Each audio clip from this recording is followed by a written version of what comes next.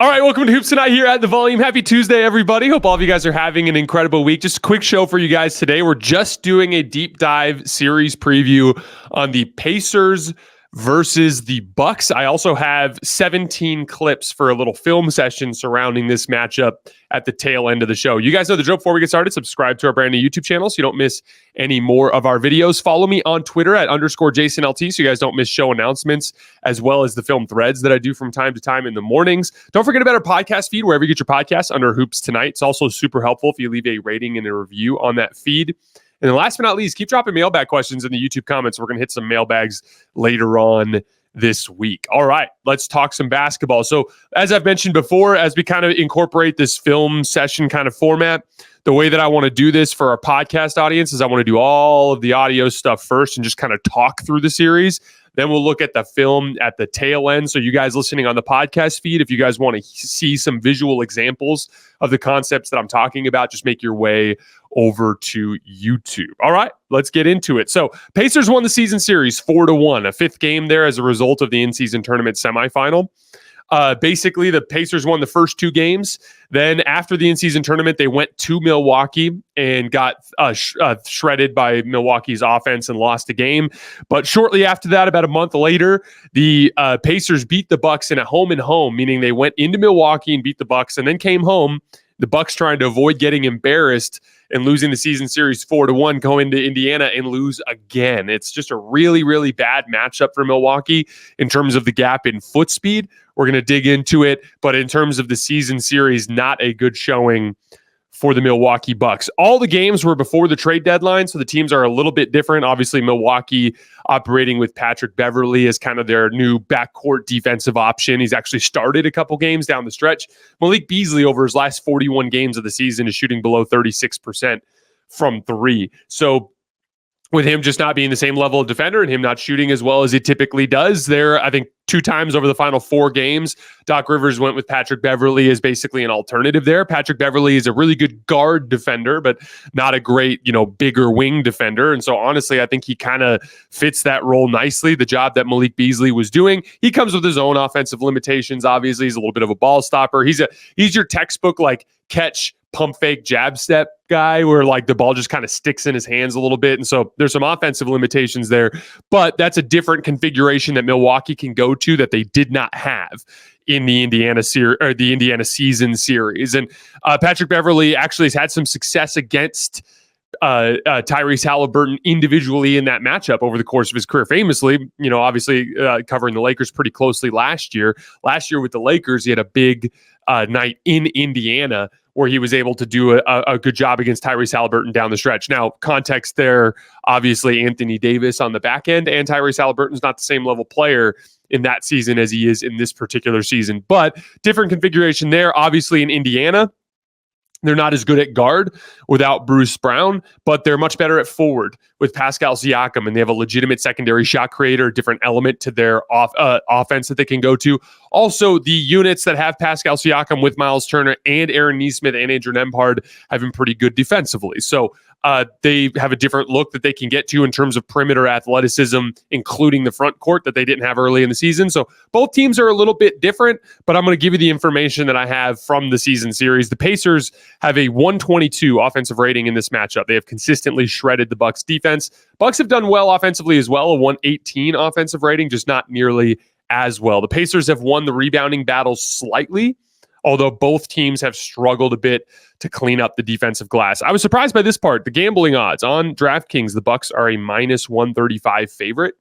We had a Giannis report. We kind of had a feeling coming into this series that Giannis was going to miss some time. Woj reported this morning, Adrian Wojnarowski from ESPN reported this morning that the Bucks are preparing to be without Giannis for the start of the series, but that they're hopefully having him back later in the series. Big advantage for the Pacers on two levels. One, obviously no Giannis, but two, early in the series, the Bucks have more home games. Think of it like this. Once you get through the first two games, 3 of the last 5 are in Indiana. And so if they split 1-1, you just have to win your home games. If you're Indiana, you win the series. If you go up 2-0 in Milwaukee, even if Giannis comes back, you just have to go 2-3 over the final 5 games, with 3 of those games being at home. And so a lot stacked against Milwaukee in this series just on the surface before we even get into some of the some of the matchup stuff.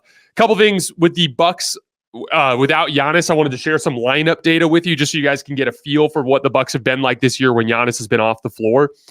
I want to look at this from 4 different lineup groupings. First of all, just giant aggregate sample of Giannis off the floor, 2,604 possessions, according to Cleaning the Glass with Giannis off the floor. Again, Cleaning the Glass filters out garbage time, but they have a minus 5.6 net rating, meaning they get outscored by 5.6 points per 100 possessions, and they've been bad on both ends of the floor. Now, what if we look at the 3 best players for the Bucks with Giannis off the floor? So Damian Lillard on, Chris Middleton on, Brook Lopez on, Giannis off. 361 possessions, a minus 20.8 net rating, atrocious on both ends of the floor. Then we look at their new starting lineup. So the starting lineup they used for the most part after the Giannis injury, not counting obviously the configurations with Patrick Beverley. They have Dame, Malik Beasley, Chris Middleton, Bobby Portis, and Brook Lopez. 98 possessions, a minus 8.2 net rating. Atrocious on offense and bad on defense. They've been much better with Patrick Beverley on the floor in that grouping. Here's the biggest silver lining. If you just look at the big front court, so Bobby Portis at the 4, Lopez at the 5, with Giannis off the floor, substantial sample size, 1,384 possessions. They are +1 in net rating, meaning they're outscoring teams by 1 point per 100 possessions in a massive sample size, mediocre on offense, but pretty good on the defensive end of the floor. Again, Bobby Portis, when he's in that backup center spot and he's constantly defending ball screens, doesn't look pretty good. It doesn't look very good defensively, right? But like if you get Lopez into ball screens and allow Portis to be the low man, or if you allow Portis to come up to the level and hedge or high drop while having Brook Lopez on the back line, things have looked better defensively. And so I think that's the configuration we're going to see for the most part with Giannis off the floor in this series, depending on how long he's going to be out. So translation, not a lot of good, a lot of really bad data with Giannis off the floor, but your ray of sunlight, your little bit of like kind of like optimism to cling to is that you've been positive this year with Bobby Portis and Brook Lopez on the floor together. Give yourself a better chance to defend the rim. The Pacers in particular are the best paint attacking team in the league. They scored the 4th most points in transition this year, and they scored the most points on the roll and ball screens this year. That's a big part of what allowed them to be the best points in the paint team in the league this year. So let's start with the Pacers on the offensive end of the floor. What I expect from matchups, I think we'll see either Malik Beasley or Patrick Beverley on Tyrese Haliburton. That goes without saying. Again, we're going to talk about the difference between Patrick Beverley and Malik Beasley here in a minute in terms of options. Damian Lillard will most likely guard Andrew Nembhard. Now, the next question is like, do you put Bobby Portis on Pascal Siakam, or do you put Chris Middleton on Pascal Siakam? That's going to be the challenge, right? And honestly, you can go either way. Here's where I have a kind of my own little personal kind of basketball belief. I want to keep Portis in low man situations as much as possible because he's not as fast, but he has good size, right? I want to keep Middleton defending on the perimeter as much as possible. So if you put Middleton on Siakam, is he going to be able to slide his feet better? Sure. Is he going to be able to like deal with some of Pascal Siakam's athleticism traits better? Sure. But do I want Bobby Portis trying to close out on Aaron Nesmith on the perimeter and not be in a low man situation as often? No, I think that limits or brings out the worst in what Bobby Portis brings to the table. So I personally would put Bobby Portis on Pascal Siakam, gives him more low man type of possessions. And again, what I mean there by low man possessions is he's defending a guy that he's not as worried about as a shooter, so he can tag rollers and help behind Brook Lopez when Brook Lopez has to show on a ball handler or leave his feet on a shot block attempt. He can help kind of clean up the backside. I want him around the basket as much as possible. If I had him on Aaron Nesmith, who's shooting over 40% from 3 this year and has been an excellent closeout attacker with really good slashing speed, now he's closing out to the perimeter more, not going to be able to help at the rim as more. So I also think like with Pascal Siakam's kind of bully ball attack, Portis will be able to hold up under that reasonably well by conceding the jump shot and just trying to beat him to spots by backpedaling, right? Chris Middleton, if you put Middleton on Siakam, I think Siakam has a better chance to kind of play bully ball against him. Middleton closing out and trying to contain Aaron Nesmith in closeout situations, I kind of like that matchup now, right? So here's the counterpoint. What if the Pacers just go to Siakam, Haliburton ball screens to try to attack Bobby Portis? I get that, and I understand the concern, and they probably have some success there. But the alternative is you have Chris Middleton in that action, and you switch it, right? So Middleton on Siakam, and you have your primary point of attack defender, whether it's Malik Beasley or Patrick Beverley on Tyrese Haliburton, right? But if you switch it, and you put Chris Middleton onto Tyrese Haliburton, now you got Malik Beasley or Patrick Beverley trying to guard Chris Middleton trying to guard Pascal Siakam. And like, as I mentioned earlier, I like Patrick Beverley defending guards, but I don't particularly like him defending forwards. I know he has a bit of a reputation for that, but just as someone who was rooting for the Lakers last year, I watched him guard a lot of forwards, and for the most part, it didn't go well. And he had to guard a lot of forwards because the Lakers didn't have any forwards at that point in the season. So it was kind of a thing that he had to do a lot. And so, in my opinion, the best way to handle that is to keep Portis on Siakam. Don't switch those ball screens. Just run a high drop. So essentially, imagine Tyrese Haliburton has the ball. He calls Siakam into the ball screen to try to attack Bobby Portis. You bring Bobby Portis up to the level of the screen, and you have Brook Lopez basically ignore Miles Turner to handle whatever happens in the paint. This is going to be one of the biggest kind of like themes of the series, the Brook Lopez, Miles Turner kind of like battle, because both of those guys are centers that can shoot threes, but that don't hit enough of them to really, truly be dangerous. And so I think both teams are going to basically concede catch and shoot threes on pops and spot up situations to both of those guys, right? Miles Turner, for instance, he's below 36% from three and below a point per possession on spot up possessions overall. So yeah, he can make them, but from a game plan standpoint, you almost have to ignore him to give yourself a chance to slow down Indiana. And so basically what I expect is on your Turner ball screens on Siakam, I think you'll see Lopez in a deep drop coverage, right? And you'll just be chasing over the top. And we'll talk about that specific dynamic in a minute, because they're going to have to do a better job than they did in the regular season. But then when they run any ball screens with Siakam to try to bring Bobby Portis into the action, I expect them to bring Portis way out high and then have Lopez ignore Turner to sit in the paint and try to clean up anything rolling to the basket. Now, if Siakam pops, he's going to be open. But all Bobby Portis has to do is chase him off the line and funnel him into Brook Lopez in a closeout after the fact, right? And Siakam hasn't shot the three. He shot the three better since going to Indiana, but he still isn't the kind of guy that you're super, super worried about lighting you up from the three-point line. So the main problem that I have with this particular matchup for Milwaukee is they just don't really do a good job of making Tyrese Haliburton feel uncomfortable. Malik Beasley has had little to no success just even applying even back pressure, making him feel even remotely uncomfortable. He can get him set up. Tyrese can get him set up on the wrong side of screens and just easily get into easy 15-footers and floaters and so on and so forth. He picks on Dame like crazy with guard screens to get Dame switched on him, and then he'll bring Dame into the ball screen. It's been a problem.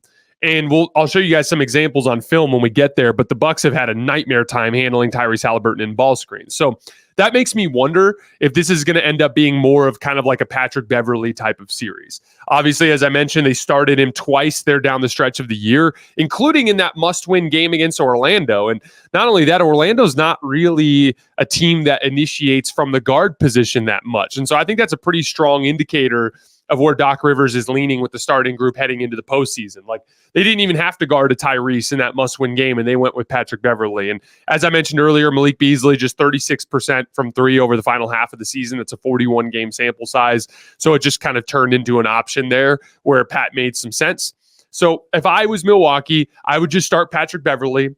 And from there, I would lean on that deep drop coverage. Because again, that deep drop coverage, Brook Lopez is going to be back towards the rim, but they were getting killed because they were not doing a good enough job on Tyrese Haliburton, right, on the ball. And you'll see in the video examples, it's really bad.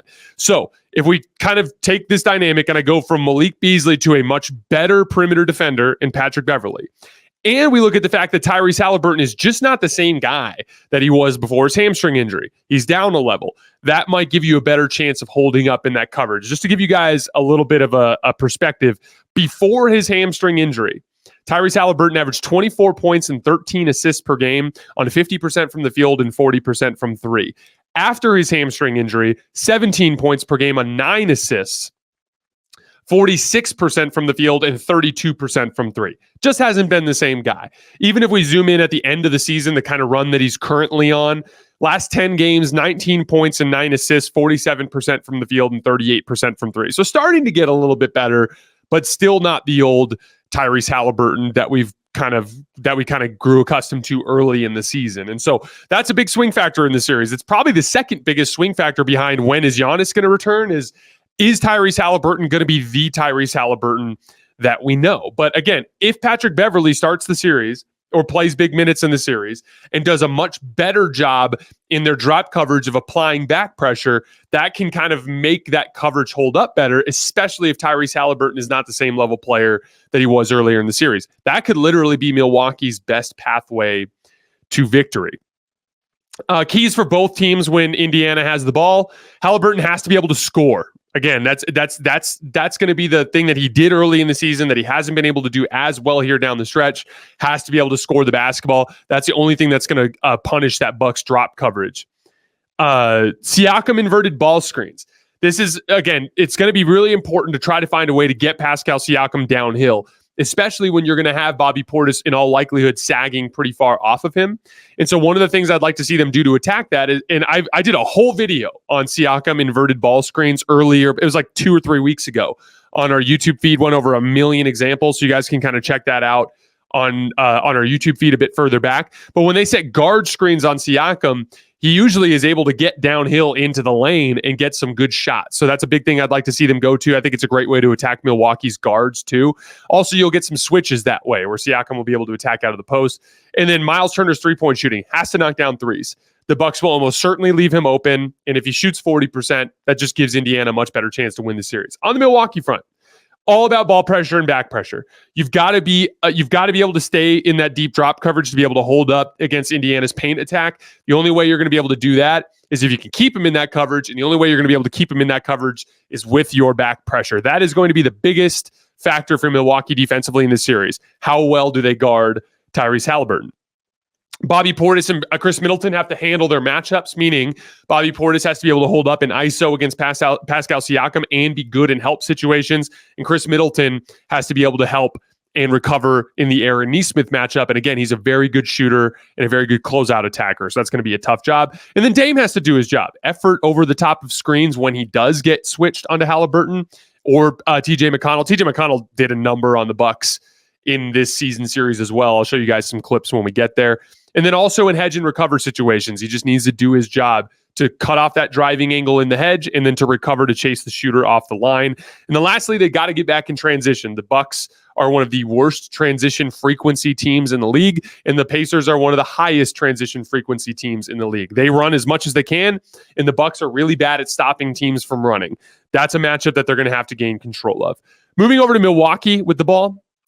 I expect Andrew Nembhard to guard Damian Lillard to start the series. Aaron Nesmith to guard Chris Middleton. Again, Aaron Nesmith's kind of like a fire hydrant, lower center of gravity, really good sliding his feet, will force Chris to shoot over the top, but Chris is an over-the-top shooter, and he's a good footwork guy. I'll show you some examples.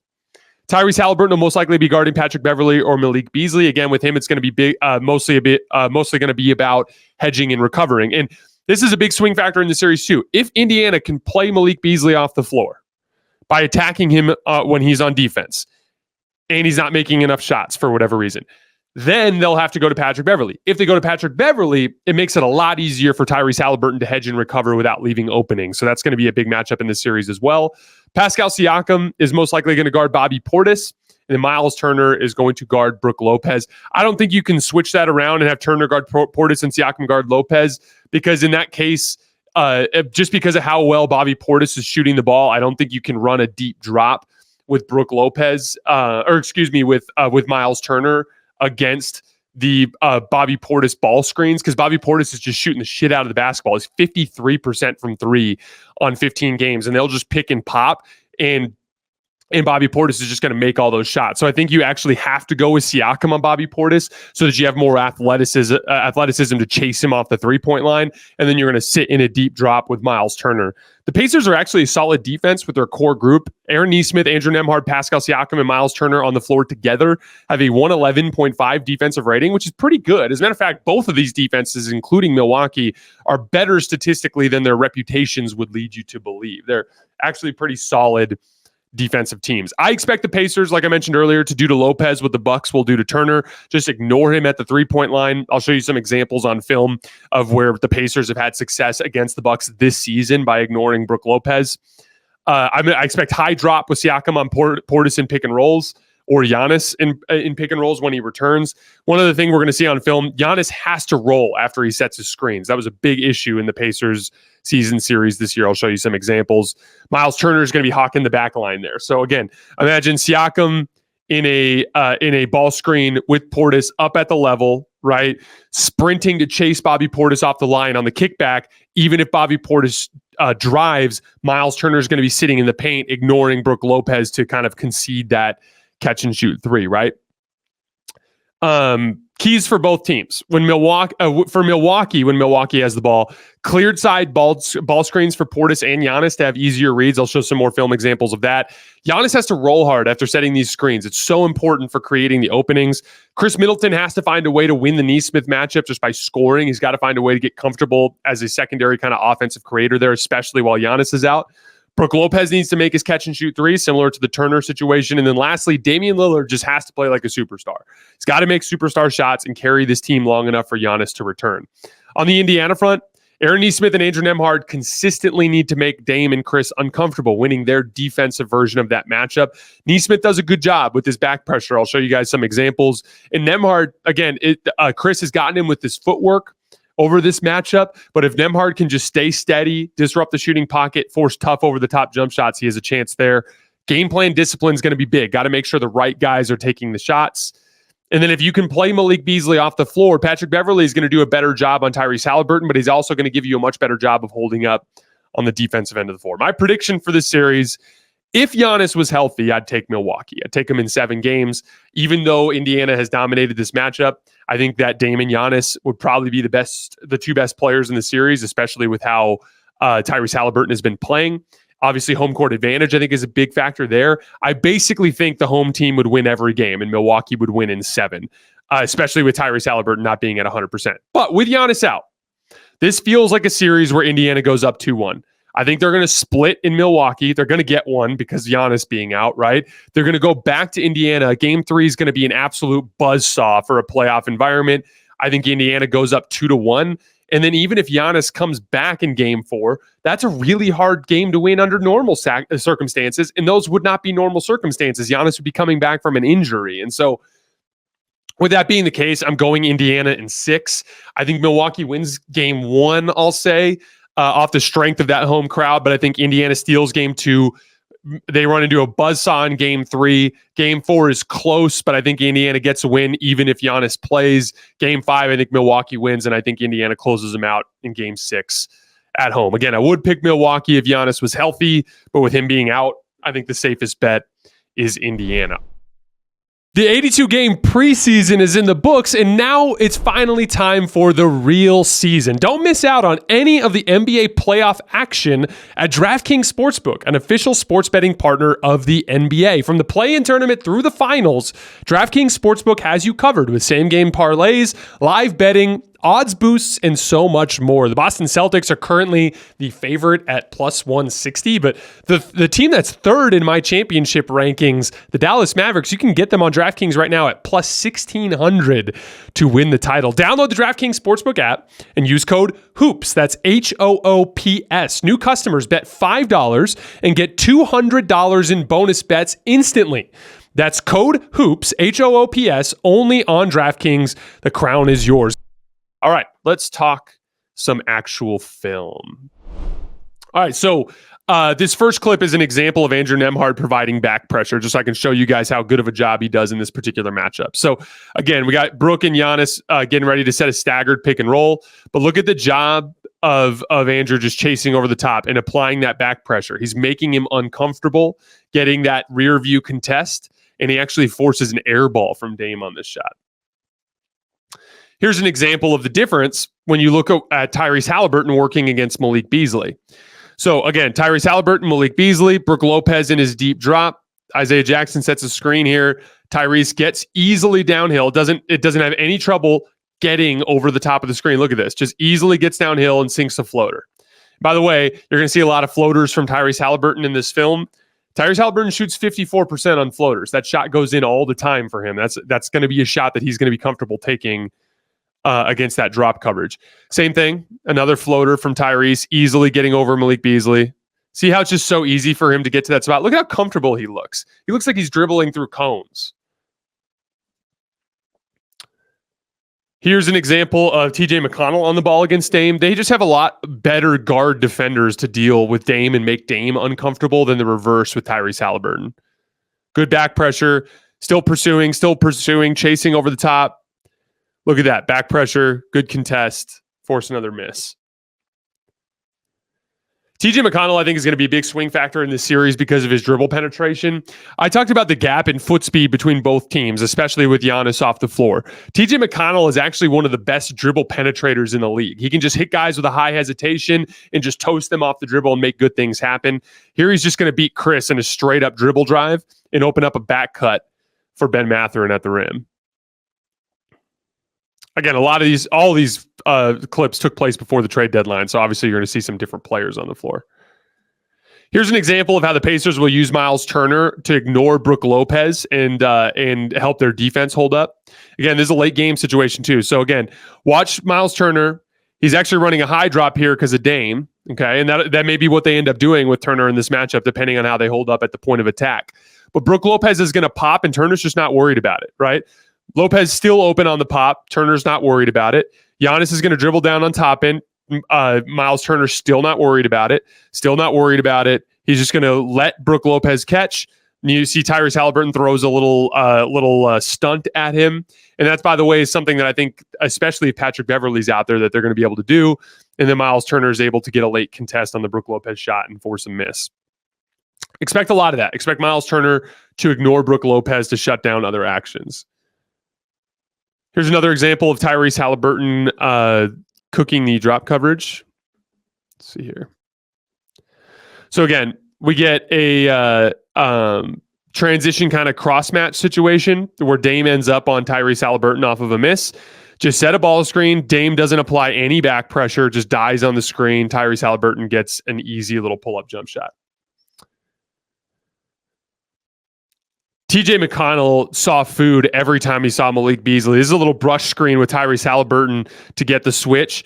And Malik Beasley is just squared up with TJ, and TJ just goes right through him for an easy little turnaround jump shot. Same exact sort of thing here. This time, though, it is a trip to the foul line. So same exact action, same exact little brush screen. Get him downhill, draws a foul, gets to the line. Again, you're going to see a lot of that. You're going to see a lot of Dame and Malik on their heels with Pacers guards just coming down at them and getting great shots. Here's Tyrese Haliburton cooking the drop coverage again. It's going to get swinged over. He's going to dribble over to the right side, get Malik Beasley. Again, watch Malik Beasley die on the screen and just allow an easy little pull-up jump shot for Haliburton. You're not seeing things. This is the exact same action, exact same players, exact same result. Just too comfortable in this matchup. Again, that's why I look at this as so much of a Patrick Beverley series. Like, it's going to be a price to pay because they're not going to be nearly as good offensively. But you gotta find a way to make Tyrese Haliburton uncomfortable, and Malik and Dame are just completely not up to the task. Here's an example of why Giannis rolling hard is important. There was a play I showed you guys earlier. Actually, I'm going to go back to it really quick so I can demonstrate. This was the three with TJ McConnell on the ball. So watch as TJ is fighting over the top, how Giannis doesn't roll. So this gets swung over. Dame gets his ball screen. As he's coming off, Giannis just stands here on the perimeter. And if he rolls hard, he creates another option in the offense there, especially with how hard the show this is. Like, watch Obi Toppin. Obi Toppin is way up here. If Giannis is rolling here, Dame probably bails out of this shot and drops it off to Dame with an easy kind of lane towards the basket. Although, once again, you can see Miles Turner ignoring Brook Lopez to kind of help around the basket. Let's go back to see what it looks like when Giannis does roll hard. All right. So as you can see here, when Giannis sets the screen, we have Aaron Nesmith guarding Chris Middleton here on the left wing. But there's a roll gravity when Giannis goes this hard to the basket. He pulls Aaron Nesmith in. He actually pulls in, it looks like Bruce Brown, or that's Miles Turner. He pulls in Miles Turner and Aaron Nesmith. That opens up this kick out pass to Brook Lopez and the extra pass to Chris Middleton at the top of the key. They need that roll gravity from Giannis. He's got to roll every single time. Here's an example of why I love the cleared side pick and roll for the Bucks. This is something I've been preaching forever. They basically don't do it anymore now that Doc Rivers is the coach, which is something that kind of bums me out because I think it's the best configuration of this pick and roll. But you're going to see Giannis set the screen. When Giannis rolls into the short corner with nobody over here that can dig down on him, it doesn't matter how loaded up these guys are. He has a runway where he can gather on the left side of his body to protect the basketball and extend out and finish. Watch, he's going against two centers here. There's two centers there with Jalen Smith and Miles Turner. He just rips through them both. That's the advantage of the cleared side pick and roll. It just gives him a runway to go to the basket, an uncontested runway that he doesn't have to really face anything until he gets to the rim. Here's an example of using a double drag to create some more separation for Dame. So in this case, it's going to be a little tougher when it's Aaron Nesmith, because this one actually ends up being Ben Mathurin on the ball, and Ben Mathurin's not as good a defensive player. I shouldn't say on the ball, but on Chris. But I like the idea of setting this double screen action to help get some more separation from the primary on-ball defender for Dame, and he gets a pretty good look here as a result. Here's another example, because this is the counter. The way most teams counter this is they'll just switch the first screen. So we're going to get our double drag here. But on the double drag, you're going to see Ben Mathurin jump out and switch. See, he jumps out and switches, and then this turns into an ISO. What I like about that is, what if you bring Malik Beasley into the action and have him set the first screen? And then what if Tyrese Haliburton ends up getting caught up into the action as a result? This might be a good way to kind of get free of Andrew Nembhard. This is Bruce Brown, obviously, but Andrew Nembhard will be on the ball. But you get free from Andrew Nembhard and maybe get Tyrese Haliburton involved in the action more. And then these last two clips are just examples of Chris Middleton working against Aaron Nesmith, which I think is going to be one of the key matchups of the series. This is going to be their secondary offensive creation while Giannis is out, and he's just got to find a way to get to work. That's a tough lefty hook that he makes. Again, he's going to beat him to spots, Nesmith is. So it's going to be so important for Chris Middleton to be able to make shots over the top and use his footwork to get him out of position. Here's an example of him using a pump fake to get him out of position and draw a foul.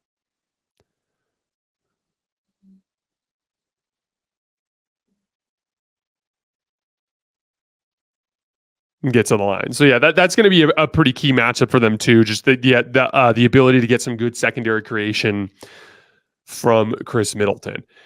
All right, so you guys get the point. That point of attack defense for Milwaukee is going to be the key. I think it's going to be a trade-off, because I think they're going to eventually lean heavily into Patrick Beverley to try to slow Haliburton down. But the trade-off is I think they're going to be a lot easier to guard. With that being the case, they're going to ignore Patrick Beverley. They're going to ignore Brook Lopez. And those two specific kind of matchups are going to allow them to kind of be super aggressive on the ball against Dame and protect the paint.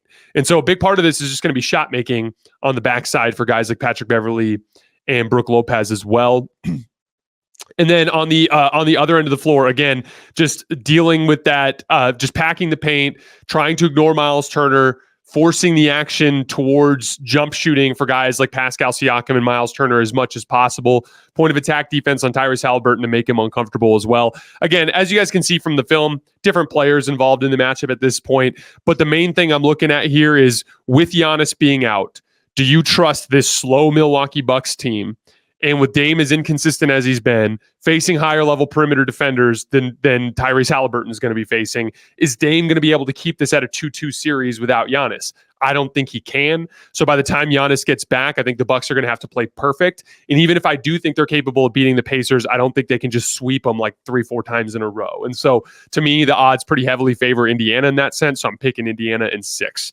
All right, guys, that is all I have for today. We are going to be back tonight twice, once after Pelicans Lakers. That's just going to be a YouTube upload.